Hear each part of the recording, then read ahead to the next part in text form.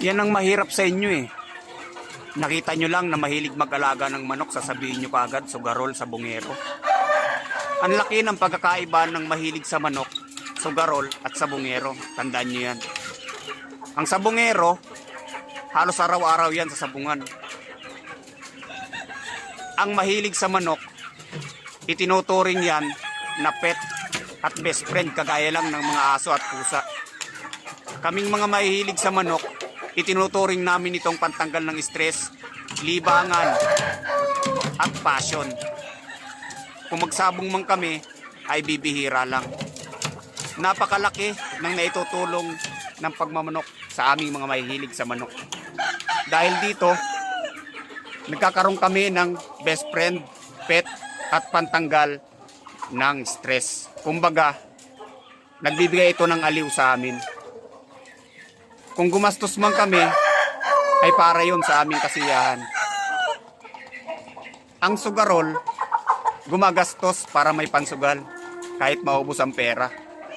Kaming mga mahihilig sa manok, libangan lamang namin ito. Yan ang tatandaan nyo.